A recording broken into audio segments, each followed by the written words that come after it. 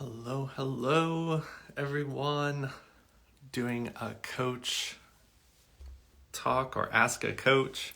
So today's live is all for me to connect with you all and answer your questions about what I do as a coach, or if you have any questions about how a life coach might be able to help you.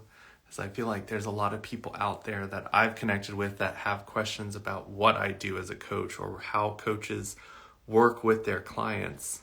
There's a lot of confusion in that realm. So I wanted to do a live series where I start to answer your questions and help you all out here. You can put them in the comments, use the questions there, or you can come live with me if that's something that you're brave enough to do. Not everyone's built for the live world, but I wanted to create a space for people to be able to ask questions and get some help, because I know that there's lots of goals that people have out there, and I want to be able to help people achieve those goals.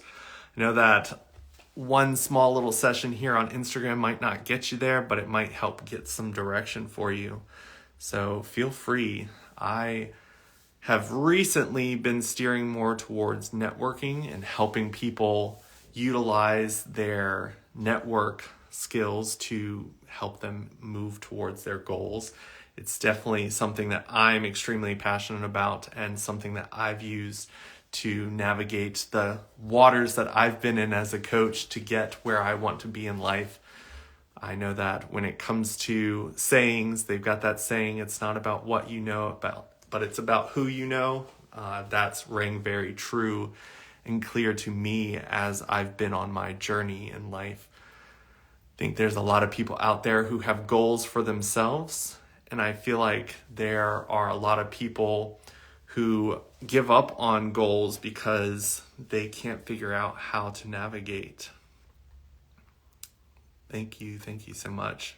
I've also been building a coaching community so that coaches can stay connected with one another, because I think on my journey as a coach, I started off very much so alone and figuring it all out, which can be extremely overwhelming.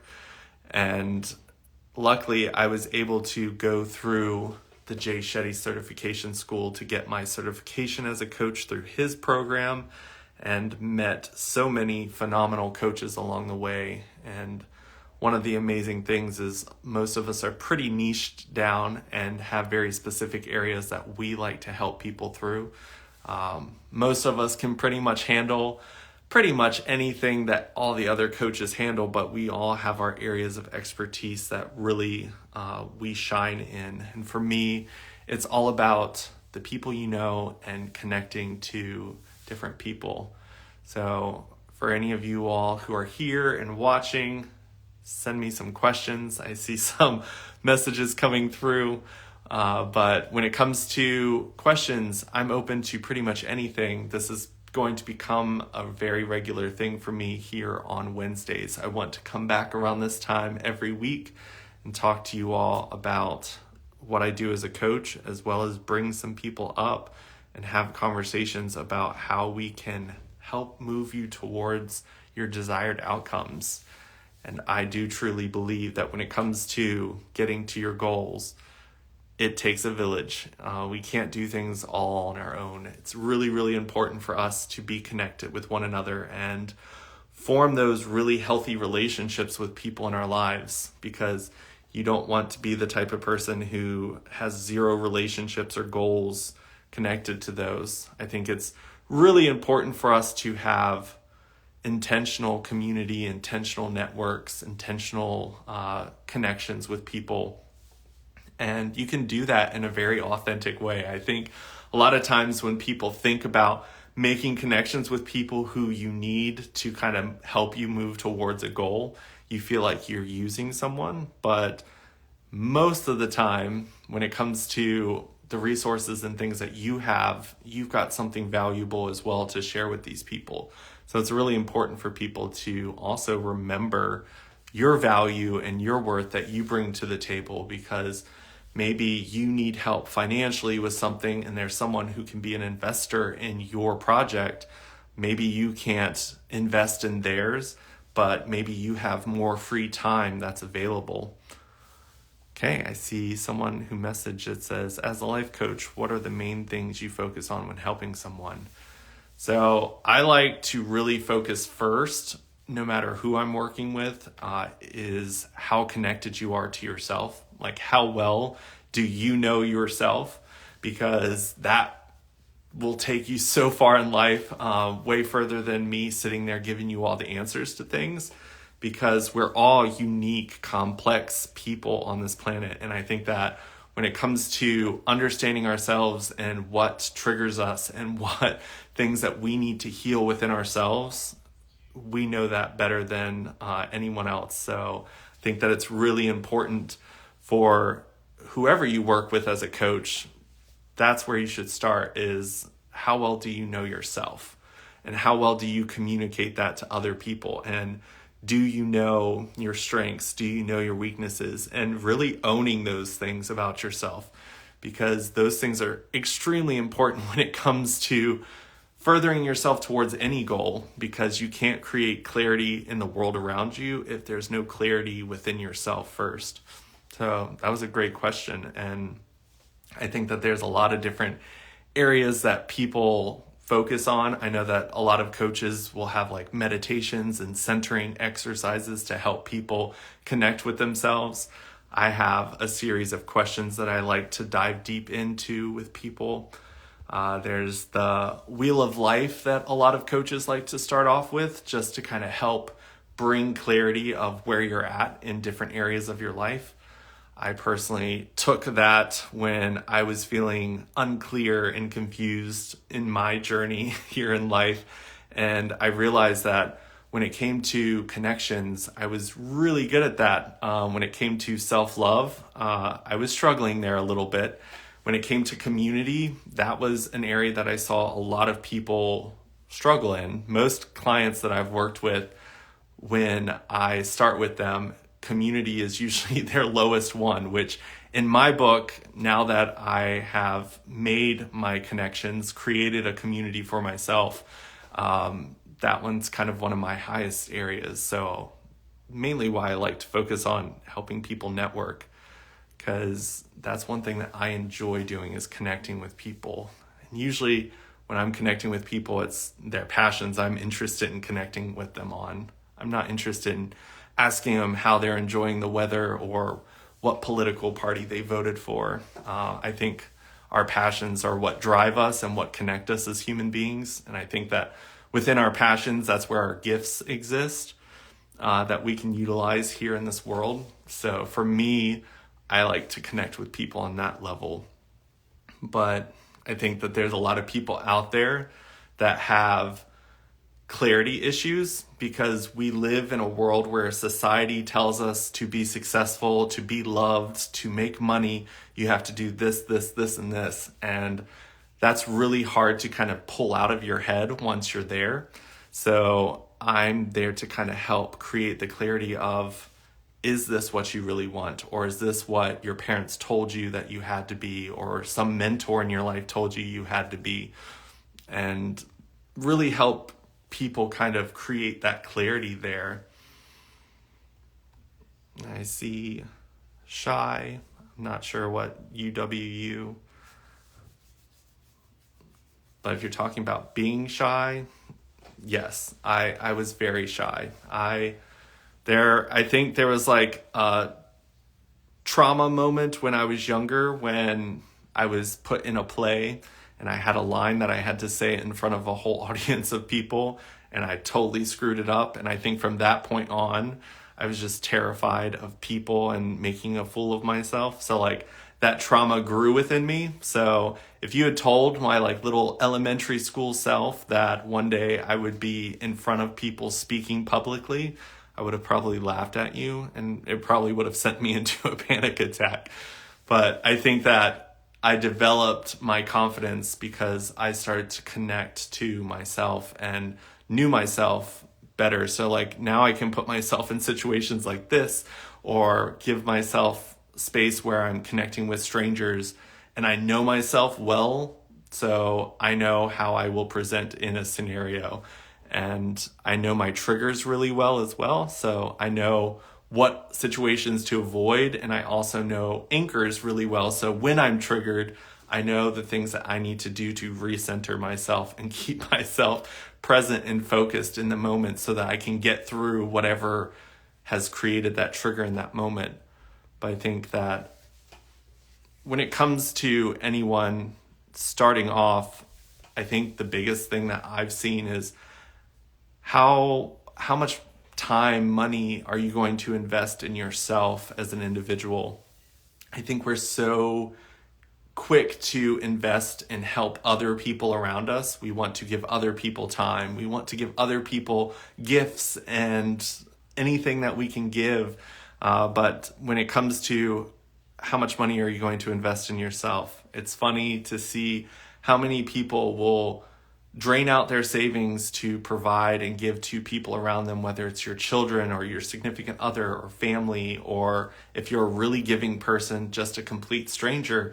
And then when it comes to you needing to take yourself to the doctor for a pain that you're feeling, or you need to take yourself and go to therapy because there's traumas that you need to work on healing, most people won't invest in themselves in that way.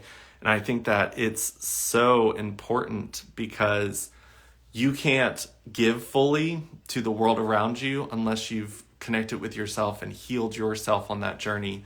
And I will tell you right now that I am someone who used to be an extreme people pleaser. I would drain myself dry, trying to give to everyone else around me. There's a lot of traumas that I had to walk through to be able to get to the point in my life where I realized that the people who are meant to be around me aren't going to just leave because I say, hey, I need to rest tonight, instead of going out and having a game night or doing something with them.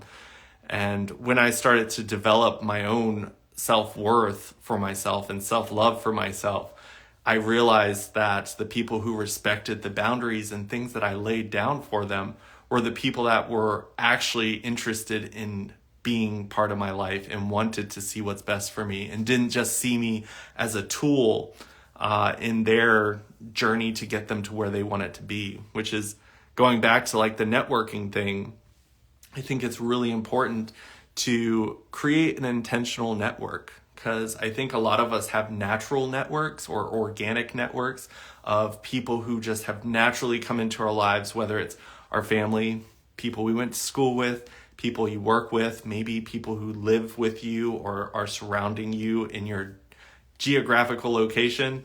But I think that when it comes to your intentional network, you want to be a little bit more specific and think about, am I investing time and energy into the right people within my network? Am I giving all my time to someone who isn't giving back to me at all, or is taking way more out of me the more I give? Or are you surrounding yourself with people who, when you give that energy, it's returned to you in a different way that's beneficial to you and the goals that you're trying to reach?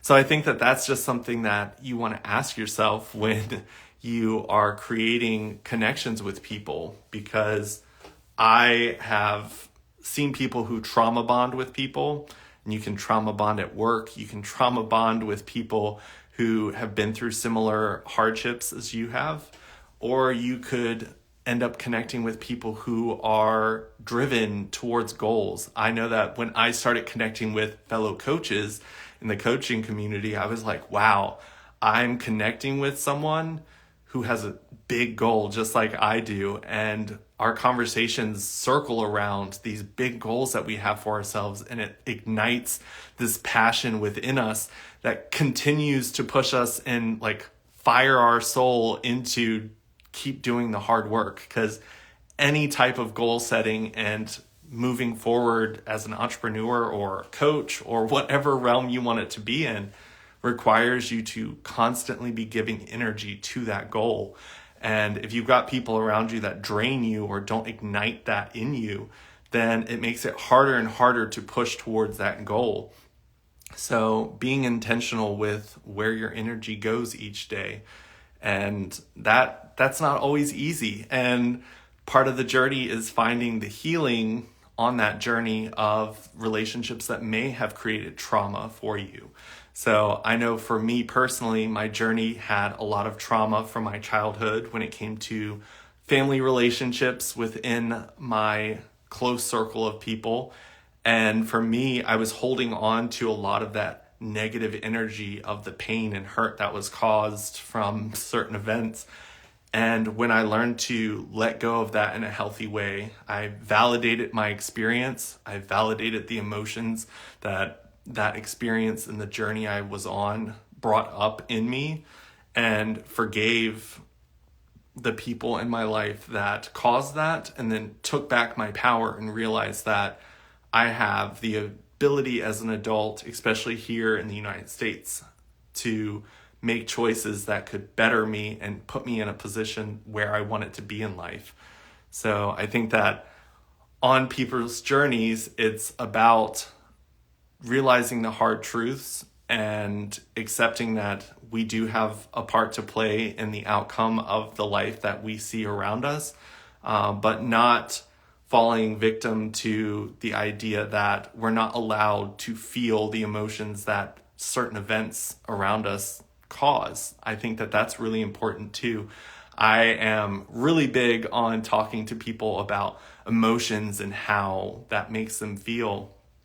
And when it comes to certain events that happen in your life, it's really important for you to kind of allow yourself to have those authentic connections and experiences with the event, and then kind of explore that. Explore, how did I feel when this person was in my presence? How did I feel when these people left or came back in, and kind of navigate life that way. Why do you talk with your hands? So that came from being in leadership development. I went through training where I actually stood very stiff, and I had very hunched over shoulders, and people actually told me that I needed to move a little bit more to keep people engaged, because I didn't have a lot of movement. So movement's here just to add emphasis on the things that I'm saying. And yeah, I just kind of picked that up as a habit, and then it kind of stuck. It's dangerous for people who are standing around me at a party when I'm speaking and telling a story, because you never know if something went way over here or anything like that. But yeah, that's where that came from. I was kind of trained to use my hands to demonstrate and keep people engaged. I know it can be distracting for some, but yeah. Also, there's comments here. Focus on those. But yeah, I think understanding your identity, diving in, and for those of you that keep joining, feel free to put questions. This is a session that's all about you all asking, me all giving you, I will give you answers. It's not recorded, so anything that you all say in this space is just between us and whoever's watching at this time. People can't really see anything else other than the profile that's commenting there. You can ask it as a question. If you hit the little question mark in the bottom right-hand corner of your screen, and then only I will see the question. If you didn't want to ask it to where anyone could see where the question's coming from. But yeah, I've been on this journey for a while, almost 7 years of being a coach. So I've worked with a lot of different people and helped them overcome a lot of different challenges. And like I was saying earlier, community networking is one of the areas where I see a lot of people have a disconnect, which I think creates a lot of other things. Okay, I'm out of a very bad 20-year relationship, been 10 years now, finding the loneliness difficult, but don't have the strength to put myself out there. Advice. So when it comes to loneliness and when it comes to connecting with people, I think the first thing you want to ask is where the pain is currently existing within you, because there is a trauma that was created there from the disconnect of the 20-year relationship coming to an end. And I think that it does take time to heal. And I think that it's a different amount of time for each person. There's no right or wrong answer to how long it takes someone to heal, but asking yourself the deep questions of what pain is existing within me because of the ending of this relationship? What is something that I personally need to heal within myself so that I can trust myself again? Because I think that part of connecting with other people is the relationship we form with ourselves when we're connected to someone else. I know that I personally went through a 5-year relationship that ended, so a little shorter than yours, but for the longest time, I sat in a space where I was focused so heavily on what did I do wrong? How could this have come to an end? And I focused on all the things about myself. And then later on, when I had relationships down the road and they came to an end, I realized that it was a healing journey for myself to realize that things come to an end, but that doesn't mean that there's anything less about you as a person. Even if you made a huge mistake, look at that as a mistake that was made and a lesson that was learned in that moment, and then continue to heal from that process, because we can only move forward. We can't move backwards. And when it comes to connecting with yourself, I think a really big part of being in a relationship for a very long time is a lot of your identity is connected to the people around you. And when you experience loss, whether it's loss of a life or just someone leaves and doesn't come back into your life, there's a lot of your identity that kind of is left in question. And I think that it's really important for you to kind of feel those triggers, feel the things that bring up those feelings for you. So you said that you're struggling to get back out there and connect with new people. So what are some of the things that come up when you think about going out to connect with new people and kind of navigate those thoughts? Because a lot of that is going to be here. It's not so much anything that anyone else around you can navigate for you. It's something we can assist with, and we can be there for you to kind of create safe spaces while you explore yourself and the identity that you had and the identity that you'll now need to adapt to now that that person's no longer in your life. Because there's a lot of different things that go into a long relationship. Like if you've had that long of a relationship, there's probably some financial ties that came up. There is probably extreme emotional connections, whether they were healthy or not healthy. But realizing that your value never changes. Like each and every single one of us, no matter what we do or what happens around us, we are still 100% intact to our value that we bring to this earth as a person. And sometimes we don't feel that because we've allowed ourselves to believe that because I have value, this person exists. And then when that person doesn't exist, then we are like, we must have lost value. There are some people who have had to walk away from long-term relationships because it was just not a healthy place for them to be. We don't always grow together as individuals. Sometimes we grow apart. And I can say that when it came to my more recent relationships that didn't end up going somewhere, that when they ended, instead of me sitting in a space of what did I do wrong, I sat in the space of we are both great people. Despite how things ended, we will both be great people going forward into the world. And don't rob the world of your presence. Like, the world needs you. There's someone else out there that needs your connection, whether it's friendship, whether it's just a stranger you bump into on the street and make them smile. There's value in each person, and we get to choose how we navigate each day we walk out the front door and interact with people. And even now we can do it in our homes like this, connected through people online. I see. How do you help someone with a huge lack of motivation? Yeah. So that's also tied to ourselves. And I think that when it comes to motivation, it's what are we trying to motivate ourselves towards? So I, for one, sometimes there's things that kind of push you, and then there's some things that kind of pull you. So if there's nothing pulling you, sometimes it's just time that's pushing you. You're aging, life is pushing you. But creating goals for yourself and then figuring out a way to create the small steps to keep new habits going to where you grow and move towards a goal that you have. And I personally, I love to set really big goals because I like to have something big to look forward to. So maybe it's saving up for a huge vacation, or in our case, we're looking hopefully in the next year to be looking at homes. So that's a big goal that we just sat on the table and we've been discussing. But with that type of big goal, it gives you, okay, from where I'm at currently to where I'm trying to get, what steps do I need to make? And then create small steps, create small habits. Because I know for me, fitness was one of the things that I need to put back on my table. So what are small things that I can start to do? And then what is the goal that I can create?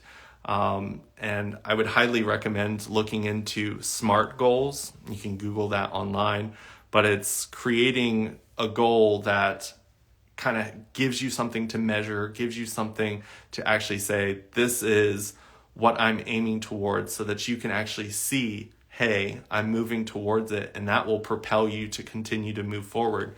But just know that mindset is the really big thing that's holding you back in that instance. And it takes time.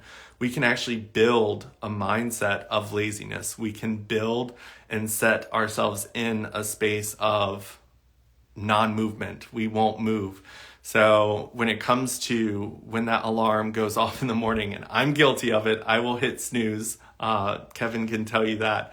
But when it comes to getting up in the morning and setting small goals for yourself, like getting a shower each day and saying that you're going to make breakfast and go for a walk, set those types of goals for yourself and keep yourself accountable by creating a chart and putting a check there. If you want, you can go buy a little thing of stickers to stick on each day of the calendar saying that you did the things that you said you were going to do.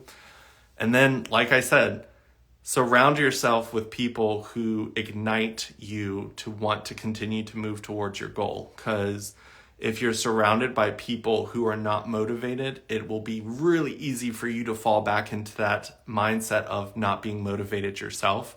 I know that I've been around people who have high anxiety and who put themselves in scenarios where they wait until the last minute to do things, and it was creating that within me. No matter how hard I was trying, I was surrounded by that type of energy, and it was seeping into the work that I was doing to where I would work on other things that I knew didn't need to be done right now, and I wouldn't focus on the stuff that I needed to get done, to where I was creating that anxiety. And even think about the people and how you speak to them. What type of conversations are you all having? Are your conversations low vibe conversations, like complaining, talking about others? Or are they high energy where you're talking about ideas and ways to move forward in action? Those types of things will impact your motivation each day. And give yourself room to slip up, and don't beat yourself down when you have a day where you don't make it outside for your walk or one of your goals didn't get checked off the list. But to start that motivation, just know that your body likes to find comfort. It likes to find things that are familiar to it. And if you've lived in a situation where your body is very familiar with kind of moping around and not really doing anything and don't have any goals, when you set those new goals, your body is going to resist.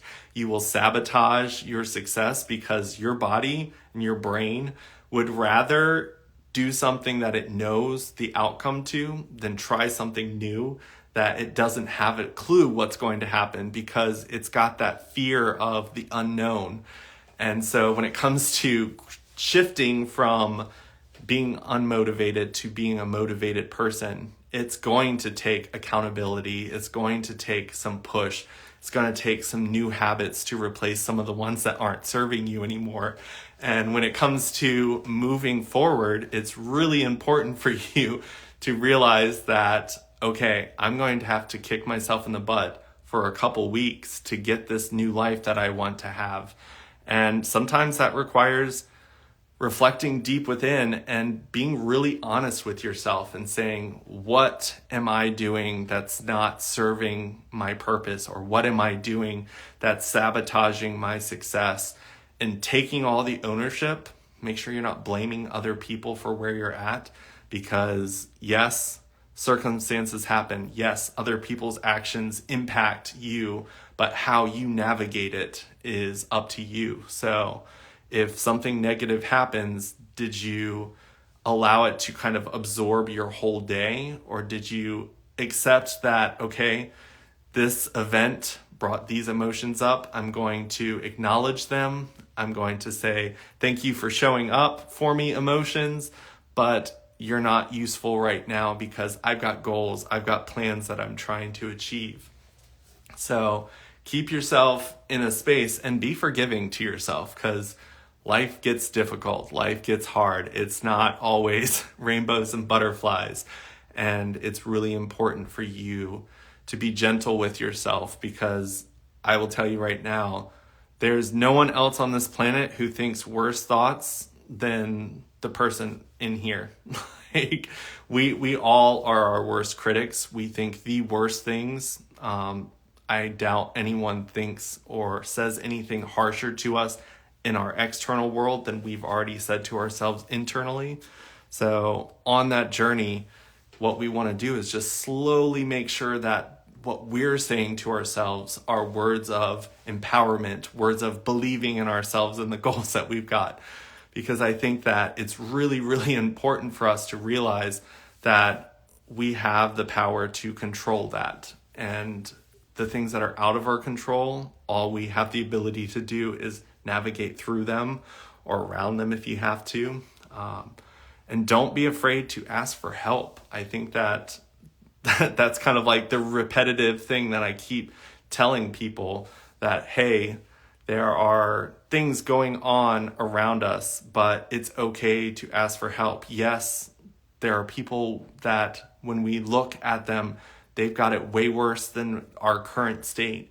But when you're feeling something, whether it's angry, like I see in the comments there, or if there's another emotion that you're feeling, it has a right to be acknowledged, and it is perfectly okay. Not everyone can hold space. I think it's really, really smart to form relationships with people where you ask if they can handle what you're about to bring to the table. I know that there have been times where I was going through a lot, and then my friends were also. So when I came to them and I was just kind of laying out all the things that I was struggling with, they're just like, I don't have enough space for this right now. I'm dealing with a lot myself. Is it possible for us to talk at a different time when maybe things are a little bit better or running more smooth for me? And I've had the same thing where I'm just like, look, I do not have the mental capacity right now to handle this. When I'm working with clients, I do exercises to like help me get in the right headspace before I jump in front of someone who's about to lay out their goals and plans and need me to be in a specific type of energy to assist them as a coach. So I think that it's really important for us to just continually to check in with ourselves and ask, hey, am I capable of doing this? Hey, is this a healthy space for me to be? Because I think too often we make movements in the world and decisions in the world based upon what we think others may think. Oh, if I don't show up to this party, if I don't go to church with them this Sunday, they're going to think I'm a horrible person. So we put ourselves in a position where we destroy ourselves or deplete ourselves of energy to where our recover time is going to be so much longer because we didn't check in with ourselves, or we didn't allow our body to tell us, hey, today needs to be a rest day. Today needs to be a day that you check in with yourself, pull a blanket around you, and just kind of exist without other people's energies around you. I know that for the LGBT community, holidays and connecting with family during those times can be rough. I personally have sat out a couple Christmases and Thanksgivings just because for me personally, I was just like, I've got a lot to do the next couple of days. And I know that holidays can be very emotionally draining for me. I don't want to take the risk of going to my family's place and destroying my energy to where I come into the project that I need to work on the following day and don't have energy to connect with it in a positive way. So being an intentional person and knowing yourself and knowing the limits is really important. And it's okay to admit, like, I'm not strong enough to go into this space and hold energy for other people at this time. Like, you can be a light in the world, but there's always those times where you need to kind of just exist alone in a space where someone else isn't impacting you. So I think that that's a really great idea as well for you to kind of check in with yourself and be able to communicate that. I think communication is really important, but for you to be able to communicate effectively, you have to be able to understand yourself. And by understanding yourself, I mean every word that you say has a really deep meaning to you, but do you know what that is? Because one of the people I've worked with, I asked about freedom. Like, what does freedom mean to you? And what that person defined freedom as is completely different than what I defined freedom as. But when you know that, when you are able to communicate what you need. So when I say I need freedom, it does not mean that I just need to be completely away from people. It just means I need freedom to be able to express and communicate and be who I want to be. Whereas someone else's freedom may be they need to be in control. They need to be able to tell people no. Like that can be a very different word defined by different people. So a lot of times when you're working with coaches, you'll say, this is how I'm feeling. And we'll go a little bit deeper. We'll ask, well, explain that feeling. Explain what that word means to you. Define it a little further. Because I think we've all gotten to a point where we live in such a surface level place where we use a word and just assume that everyone understands what we're saying. But in a lot of cases, it's very different. So you want to make sure that when you are navigating language with people, that you are helping them understand, hey, when I say I need support, this is what support means to me. This is what I'm asking for you. This is the level of commitment I am asking when I say this.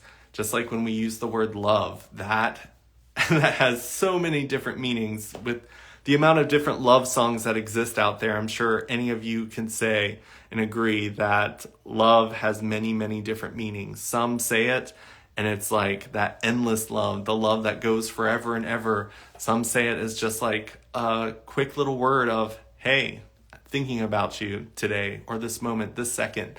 And when they say I love you to the person who thinks this is eternal love forever, and they're translating it incorrectly, then these people start making choices based upon this miscommunicated language that they're using with one another.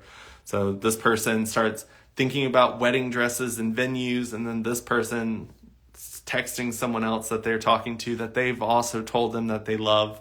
So it's just gaining that clarity with the people around you and being more clear of what the words mean for you, navigating and understanding what your core values are and what drives you, and how important that is when it comes to connecting with people, whether it's business related, if you've got professional connections with people, are those people aware of your core values and what you hold dear? And then when it comes to your personal friends and connections through family, do those people understand what you represent and what you want to bring into this world? Because a lot of times we operate in cohorts with people and we don't realize that we're not on the same page of values. The things that drive us are not the same.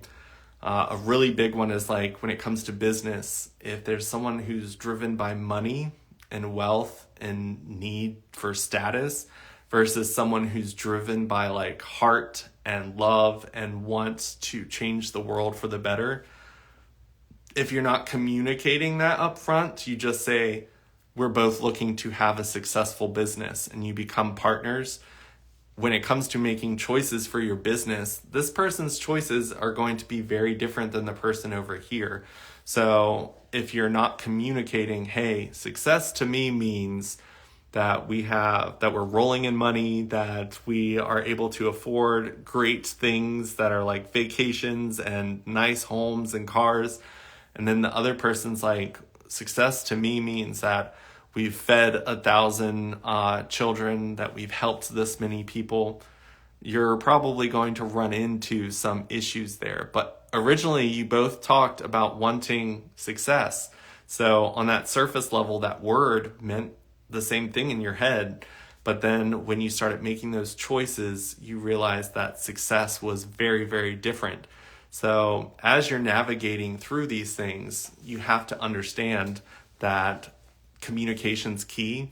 You need to understand what drives you, what are your core benefits, and then what are you going to be able to contribute and bring to that relationship, because you want to know what the give and take is between the people around you. Because a lot of times, if you are someone like I was, when it comes to being a people pleaser, like I was a giver. And there are people out there who are takers.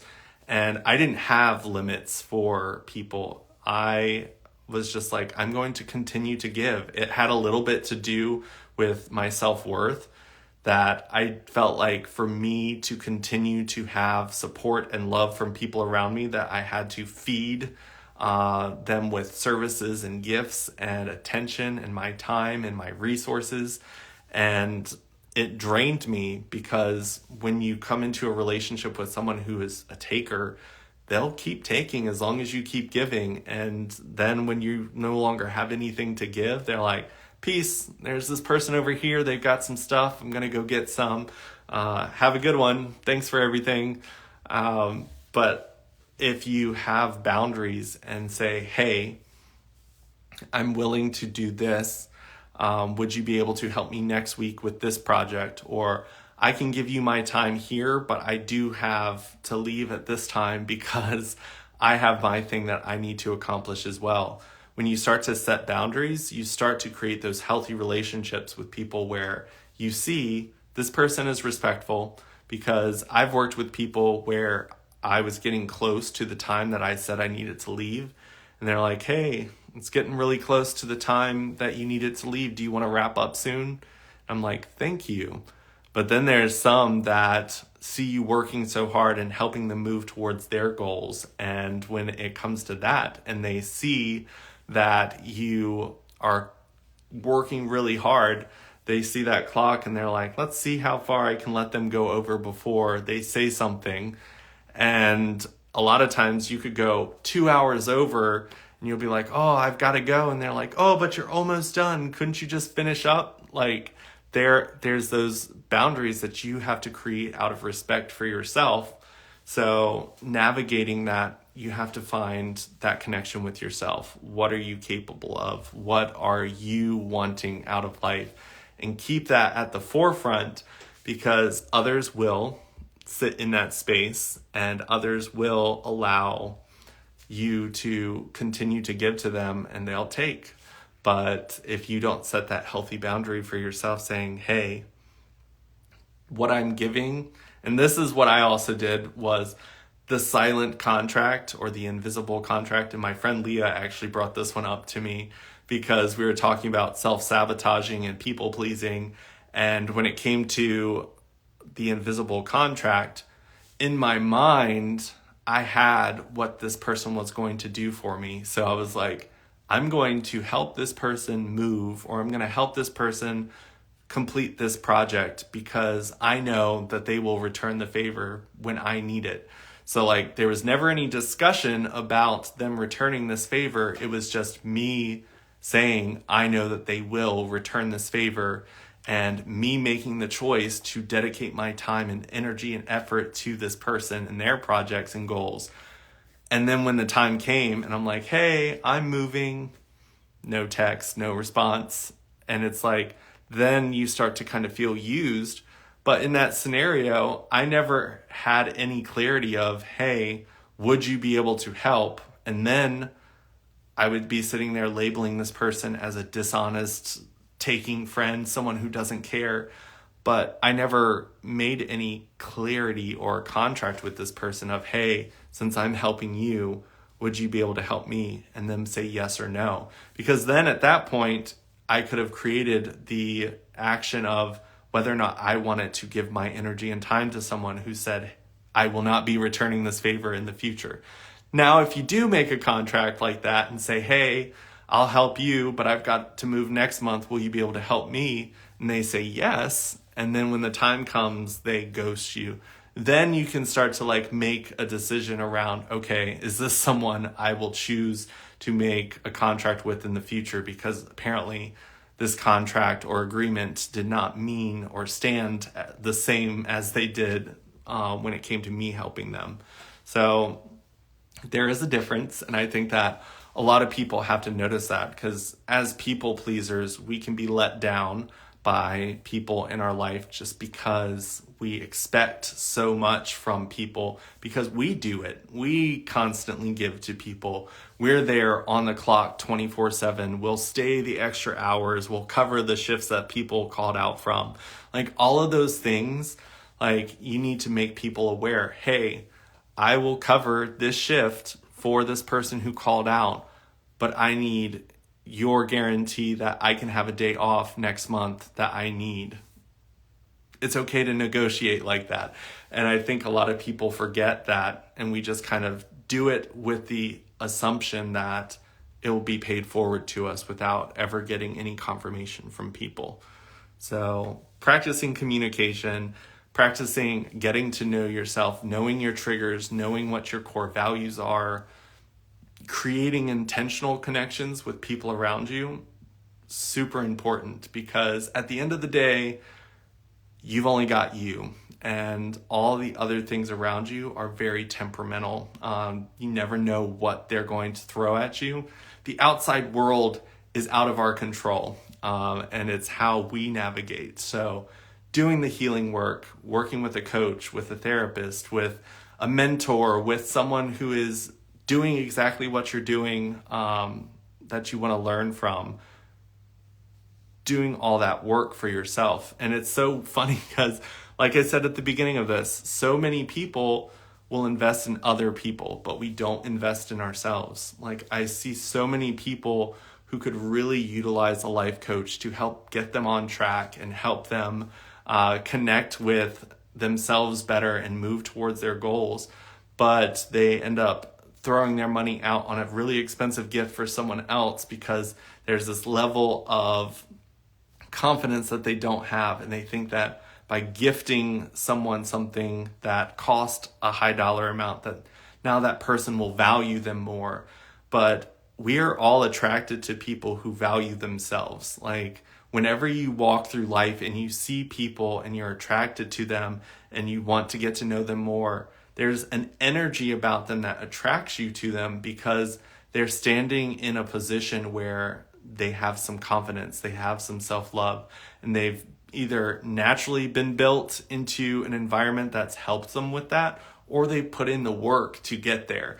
I'm not saying that it's not hard work for some people. Some people will have a very cushioned life for a period of time, and then something will have happened that will like shake them up. But it's all about kind of navigating through that and realizing that we have to invest in ourselves. When you invest in yourself, it comes back in so many different ways, whether it's a new job, a new opportunity, a new mindset, a new networking group that was built based off of intention instead of just it naturally happening. And these people are just kind of in the same mud hole that you're stuck in. You want to make sure that you got a diverse group of people around you that are problem solvers. You want to make sure that you've got people who are networkers themselves, because you want to make sure that when you come across something that's challenging or when something pops up that throws you off track or off course, that you've got a group of people who can think outside of the box and help you quickly pivot, pick things back up and keep going. Because like I said, goals are not easy to get to, especially when you're having to do a lot of personal growth and personal change and shifts. When you're doing all of that, it requires a lot of energy to keep it going. It's like a steam engine going up a hill. Like if it just stops, it's going to go backwards. So you want to keep that going, and that forward momentum requires constant energy. So your environment that you come home to, that you work in, the people that you communicate with, how is that impacting your ability to continue to move towards your goals? And the purpose of a life coach is we're here to help you see things from a broader perspective. We're here to challenge you because we want to see you succeed. And I think that a lot of people struggle with the idea of putting money on the line for themselves because you've probably tried a lot of different things and you're struggling and not seeing any changes that are happening and staying around. But when it comes to working with someone who can help you set achievable goals, smart goals that are easily measured and really help you kind of move towards something, and then it's okay if you pivot, but you've got that guarantee of a support system that's there to communicate the changes. And then when life knocks you down, you have that support system of someone who's like, let's get back up. You've got all this amazing stuff that you've done, all these lessons you've learned. There's something there. Let's keep going. This is the goal. Or if you need to pivot, because life's a journey. And when we go through life, we experience so many different things that, maybe what I was aiming for last year that I've been moving towards since then is no longer the goal. Maybe now I realize that I want a relationship. Last time I was kind of moving towards where I want it to go in my business or professional life. Now I'm wanting that connection. I'm wanting to make friends. I'm wanting to settle down and get a home. I'm wanting these types of things. A lot of times there's like a level of shame of, well, I've been going so hard towards this goal and I've told all these people that this is where I'm going, and so many people have helped me get here. There's like that level of shame of I can't give up doing this, because then everyone's going to call me a fraud or say that they invested in me and I changed my mind. But the people are investing in you, like the person, not the goal. So they're trying to help you get towards your desired outcome. And if your desired outcome changes, that's okay. We're human. We're supposed to change. It's part of life. But I think that there's so many things that go on in people's heads that I think when it comes to working with a coach, a therapist, someone that's there specifically with no biases, I think that it's important for people to realize that when it comes to friends, family, significant others, children, there's a level of bias sitting in their mind. Like your best friend, if they wanted to move to another state, there's a part of you that might be connected to wanting them to stay there. So your energy and effort would be, well, what if we looked at resources around here? What if there was a job around here to where you didn't have to move? What if we could find this? Whereas a coach, we're looking out for someone's best interests. So if someone sees a dream job that's across the country, we're going to talk to them and we're going to walk them through. you're going to be going to a new space. There's going to be some people that you're leaving behind that you'll still need to figure out how to stay connected and what that relationship with that person will be when you switch and move to a different state. What type of support system do you currently have? What do you see as a support system in the future in this new space?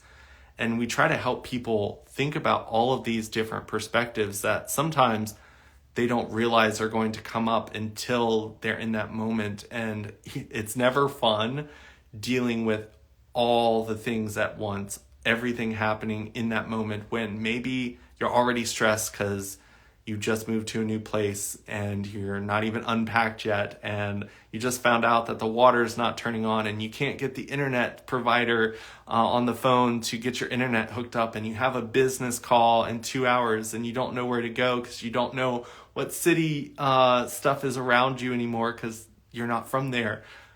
And then you add all the emotional stress on top. Like, as a coach, it's setting yourself up for success. It's figuring out what you really want and creating those healthy stepping stones, creating those healthy things to protect you from things we know will trigger you, healing those triggers.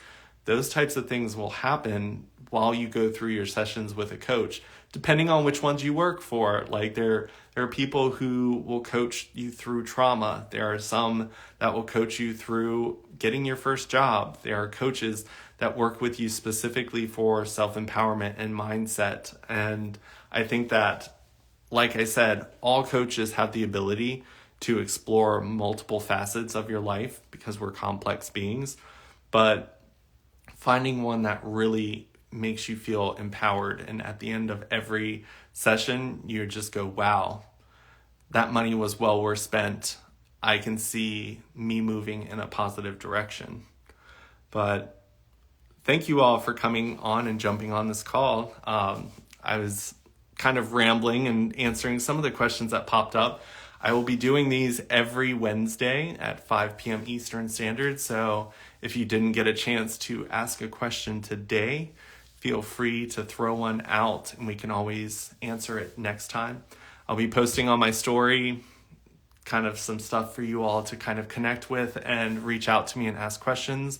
And if you didn't get a chance to ask a question today on the call, feel free to send me a private message. I would love to chat with any of you who are interested. But it is 6 p.m. It's time for me to jump off of here, and I will see you all next time. Bye.